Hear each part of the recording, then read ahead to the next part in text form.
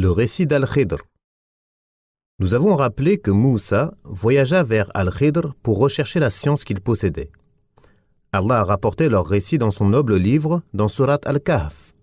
Et nous avons rapporté ce récit dans At-Tafsir, ainsi que dans ce même ouvrage, en mentionnant clairement que celui qui voyagea vers lui était bien Moussa ibn Imran, le prophète des enfants d'Israël, auquel a été révélée la Torah. Les savants ont divergé sur le nom d'Al-Khidr, ainsi que sur sa lignée, sa prophétie et sa vie, et ce jusqu'à nos jours.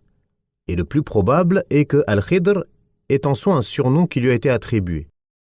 Al-Bukhari rapporte d'après Abu Huraira que le messager d'Allah a dit « On l'a nommé Al-Khidr car il s'est assis sur une terre stérile ou de la paille sèche, et qu'à ce moment de la verdure, Khadra, en est sorti. » Al-Khattabi a dit « On a nommé Al-Khidr ainsi en raison de sa beauté et de l'éclat de son visage. » Cela ne s'oppose pas à ce qui a été rapporté par Al-Bukhari, mais s'il fallait choisir entre l'un des deux, alors ce qui est dit dans As-Sahih est plus en droit d'être accepté et est plus fort. Et plus encore, on ne doit pas délaisser cela pour un autre avis. Divergence sur la prophétie d'Al-Khidr.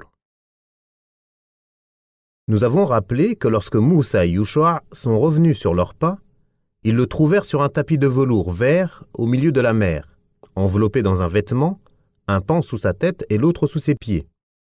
Moussa le salua, et il découvrit son visage et répondit en disant « Et où trouver la paix sur la terre? Qui es-tu? Je suis Moussa, le prophète des enfants d'Israël? Oui. » Et leur arriva ce qu'Allah a mentionné dans son livre. Le contexte de ce récit prouve la prophétie d'Al-Khidr de plusieurs manières. Premièrement, Allah dit « Ils trouvèrent donc l'un de nos serviteurs à qui nous avions accordé une grâce de notre part et enseigné une science venant de nous. » Deuxièmement, les propos que Moussa lui adressa. Moussa lui dit « Puis-je te suivre afin que tu m'apprennes de ce qu'on t'a enseigné de correct ?» L'autre dit « Vraiment tu ne pourras jamais être patient avec moi. Comment endurerais-tu des choses dont tu n'as pas une pleine connaissance ?» Moussa lui dit « Tu me trouveras, si Allah le veut, patient, et je ne désobéirai à aucun de tes ordres. » L'autre dit « Si tu me suis, ne m'interroge sur rien tant que je ne t'en fais pas mention. » S'il n'était qu'un homme pieux, wali, et non un prophète, Moussa ne serait pas adressé à lui de cette manière, et Al-Khidr ne lui aurait pas répondu ainsi. Au contraire, Moussa a demandé à l'accompagner afin d'acquérir cette science qu'Allah n'a accordée qu'à lui. S'il n'était pas prophète, il n'aurait pas été infaillible, et Moussa, qui est un éminent prophète et un noble messager, ce qui le rend infaillible, n'aurait pas eu cette volonté intense et cette recherche appuyée de la science d'un simple homme pieux non infaillible. Sa décision ferme de se rendre auprès de lui, sa longue recherche dont on dit qu'elle aurait pu durer 8 ans, lorsqu'il l'eut rejoint, il fut humble face à lui, le glorifia et le suivit, et tout cela montre qu'il était un prophète comme lui, recevant comme lui la révélation, et à qui on a accordé des connaissances spécifiques et des secrets prophétiques qu'Allah n'a pas fait connaître à Moussa, celui à qui il s'adressa de vive voix, le noble prophète des enfants d'Israël. C'est cette argumentation qu'utilisa Ar-Rumani pour prouver la prophétie d'Al-Khidr. Troisièmement, Al-Khidr a tué un enfant, mais uniquement sur ordre du Seigneur de l'univers, et cela est un signe suffisant de sa prophétie et une preuve éclatante de son infaillibilité. Ceci car il n'est pas permis à l'homme pieux de tuer des gens uniquement en fonction de ce qui lui passe par l'esprit, car cela n'est pas nécessairement infaillible. Et les savants sont unanimes pour dire que l'homme pieux peut commettre des erreurs. Le fait qu'Al-Khidr ait tué cet enfant prépubère, sachant qu'en arrivant à maturité il deviendrait mécréant, et que cela amènerait ses parents à la mécréance en raison de l'amour qu'il lui portait et qui les aurait conduits à le suivre, sachant également qu'il y aurait un grand bienfait qui découlerait de cela, en préservant les parents de tomber dans la mécréance et le châtiment qu'elle amène, cela prouve sa prophétie et cela prouve également qu'il était soutenu par une infaillibilité venant d'Allah. J'ai vu Cheikh Abul Faraj ibn al-Jawzi emprunter cette argumentation pour prouver la prophétie d'Al-Khidr et montrer que cela était la vie authentique. Et cette démonstration fut également empruntée par Ar-Rumani.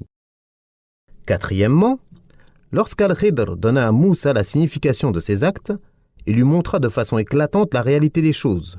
Puis il dit « Par une miséricorde de ton Seigneur, et je n'ai pas fait cela de ma propre initiative. » C'est-à-dire que je n'ai pas fait cela de ma propre initiative, ce n'est qu'une chose qu'on m'a ordonnée et révélée.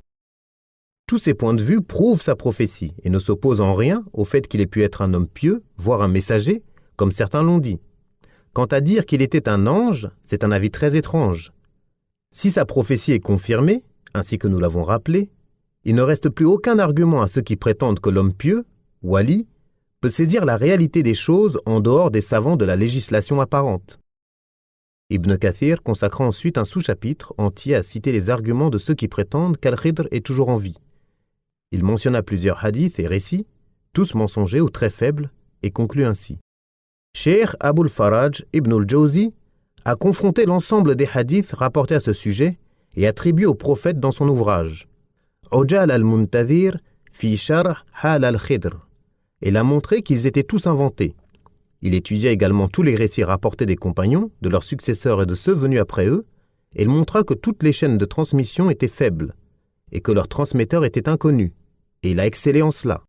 Quant à ceux qui sont d'avis qu'il est décédé, on compte parmi eux Al-Bukhari, Ibrahim al-Harbi, Abul Hussein ibn al-Munadi, et Cheikh Abul Faraj ibn al-Jawzi a soutenu cet avis et a écrit un ouvrage intitulé Ujal al-Muntadhir fi Sharh Hal al-Khidr. Ils avancent de nombreuses preuves parmi lesquelles, la parole d'Allah, nous avons accordé l'immortalité à nul homme avant toi. Si Al-Khidr est un homme, il entre nécessairement dans cette généralité. Il n'est pas permis de lui accorder une quelconque spécificité si ce n'est avec une preuve authentique. La base est que ce n'est pas le cas jusqu'à ce que cette preuve soit confirmée, et on ne rapporte aucune spécificité à son sujet qu'on se doive d'accepter. Autre argument, la parole d'Allah, et lorsqu'Allah prit cet engagement des prophètes, chaque fois que je vous accorderai un livre et de la sagesse, et qu'ensuite un messager vous viendra confirmer ce qui est avec vous, vous devrez croire en lui et lui porter secours. Allah leur demanda, « Consentez-vous et acceptez-vous mon pacte à cette condition ?» Ils dirent, « Nous consentons. » Allah dit, « Soyez-en donc témoins, et me voici avec vous parmi les témoins. » Ibn Abbas a dit, Allah n'a envoyé aucun prophète sans prendre de lui un engagement qui est « Si de son vivant Muhammad est envoyé en tant que prophète, il devra croire en lui et lui porter secours. Il lui a ordonné aussi de prendre cet engagement de son peuple. Si de leur vivant Muhammad est envoyé en tant que prophète, ils devront croire en lui et le secourir. » C'est ce qu'a rapporté de lui Al-Bukhari. Si Al-Khidr est un prophète ou un homme pieux, wali, il entre sous cet engagement. Ainsi, s'il avait été vivant à l'époque du prophète, la chose la plus noble qu'il aurait pu faire est de se présenter devant lui, de croire en ce qu'Allah lui a révélé et lui porter secours afin qu'aucun ennemi ne parvienne à lui. Ceci, car s'il est un homme pieux, alors As-Siddiq, Abu Bakr, est meilleur que lui. Et s'il est un prophète, alors Moussa est meilleur que lui. L'imam Ahmed rapporte d'après Jabir ibn Abdillah que le prophète a dit « Si Moussa était vivant, il n'aurait d'autre choix que de me suivre. » Et ceci est connu. Ce noble verset montre que si tous les prophètes avaient été vivants à l'époque du messager d'Allah, ils l'auraient tous suivi et auraient tous été sous ses ordres et sa législation. Ainsi, la nuit de son voyage nocturne, il a été élevé au-dessus de tous, et lorsqu'ils sont redescendus avec lui à Baytul Maqdis et que l'heure de la prière arriva, Jibril lui ordonna de diriger la prière devant eux. Cela montre qu'il est l'imam suprême, le sceau des prophètes et le plus vénérable d'entre eux. Qu'Allah fasse leurs éloges et les salue tous. Sachant cela, et ceci est connu de tout croyant, on voit que si Al-Khidr avait été vivant, il aurait fait partie de la communauté de Muhammad et ceux qui suivent sa législation. Il n'aurait eu d'autre choix que cela. De même, lorsqu'à la fin des temps, Isa ibn Maryam descendra sur terre, il appliquera cette noble législation, sans en sortir ni s'en détourner. Ceci alors qu'il est un des 5 prophètes doués de résolution et le sceau des prophètes des enfants d'Israël. Il est connu qu'il n'est rapporté ni par une chaîne de transmission Sahih ou Hassan acceptable qu'Al-Khidr ait rejoint le prophète ne serait-ce qu'une seule fois. Il n'a pas non plus assisté à une seule bataille. Ceci alors que le plus véridique des hommes invoqua son Seigneur lors de la bataille de Badr afin qu'il lui accorde la victoire sur ceux qui l'ont renié en disant « Ô Allah, si ce groupe de croyants périt, tu ne seras plus adoré sur terre. » Et ce groupe comprenait l'élite des croyants de l'époque, l'élite des anges, et même Jibril, ainsi que Hassan ibn Thabit l'a dit en vers, dont on dit qu'ils sont les plus beaux vers des Arabes. Ils furent jetés dans le puits de Badr, et Jibril était sous notre étendard et celui de Muhammad. Si Al-Khidr avait été vivant, lui et son peuple auraient été sous cet étendard. Al-Qadi Abu Ya'la Muhammad ibn al-Hussein ibn al-Fara' al-Hanbali a dit: On demanda à l'un de nos condisciples: Al-Khidr est-il mort? Il répondit: Oui. Et c'est ce qu'on m'a rapporté de Abu Tahir ibn al-Abadi, qui donnait comme argument que s'il avait été vivant, il serait venu au messager d'Allah. Si on objecte, peut-on dire qu'il était présent à tous ces événements, mais que personne ne l'a vu? Nous répondrons que cette considération lointaine n'est pas à prendre en compte, car elle implique de spécifier des règles générales par de simples suppositions.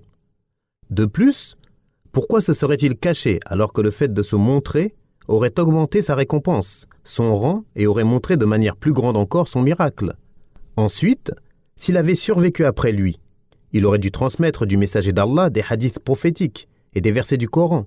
Il aurait dû réprouver les hadiths mensongers, les chaînes de transmission douteuses, les avis innovés et les passions sectaires, combattre aux côtés des musulmans, se joindre à eux, leur être profitable, les protéger contre le mal, soutenir les savants et dirigeants et confirmer les preuves et les règles aurait été meilleur que ce qu'on dit de lui en prétendant qu'il voyage de ville en ville, qu'il se joint à des adorateurs dont on ne connaît pas la plus grande partie d'entre eux. Et personne ne peut douter de ce que nous avons rappelé après qu'on le lui ait fait comprendre. Et c'est Allah qui guide qui il veut sur la voie droite. Autre argument, ce qui est rapporté par Al-Bukhari, Muslim et d'autres, d'après Abdullah ibn Omar, le messager d'Allah accomplit la prière du Isha, puis dit: Vous voyez cette nuit? Dans 100 ans, aucun de ceux qui sont sur terre aujourd'hui ne sera plus vivant. Ibn Omar ajouta: Les gens prirent peur suite aux propos du messager d'Allah, alors qu'il voulait uniquement parler de la disparition de sa génération. L'imam Ahmed rapporte, d'après Abdullah ibn Omar, à la fin de sa vie, le messager d'Allah accomplit la prière du Isha. Après avoir salué, il dit: Vous voyez cette nuit? Dans 100 ans, aucun de ceux qui sont sur terre aujourd'hui ne sera plus vivant. L'imam Ahmed rapporte, d'après Jabir ibn Abdillah, que le messager d'Allah a dit quelque temps ou un mois avant sa mort: Aucun être vivant aujourd'hui n'existera plus dans 100 ans. L'imam Ahmed rapporte, d'après Jabir, que le messager d'Allah a dit un mois avant sa mort: Il m'interroge sur l'heure. Sa connaissance n'appartient qu'à Allah. Je jure par Allah, aucun être vivant sur terre aujourd'hui n'existera dans 100 ans. At-Tirmidhi rapporte d'après Jabir que le messager d'Allah a dit: Aucun être vivant sur terre aujourd'hui n'existera plus dans 100 ans. Ibn al-Jawzi a dit: Ces hadiths authentiques coupent à la racine la prétention qu'Al-Khidr est vivant. Ils objectèrent: si Al-Khidr n'a pas vécu jusqu'à l'époque du messager d'Allah, comme cela est fortement suggéré, il n'y a aucun problème. Et s'il a vécu jusqu'à son époque, ce hadith montre qu'il n'a pas vécu plus de 100 ans après lui. Il n'existe donc plus de nos jours, car il entre dans la globalité du hadith, et la règle de base est qu'il ne faut lui accorder aucune spécificité jusqu'à ce que cela soit confirmé dans une preuve authentique, qu'il nous est obligatoire d'accepter. Et Allah est plus savant.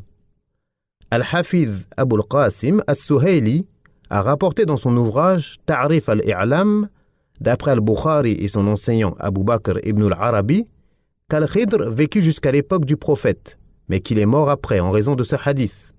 Mais il est contestable de prétendre que ce fut l'avis d'Al-Bukhari. Pour As-Suhaili, il vécut jusqu'à l'époque du prophète.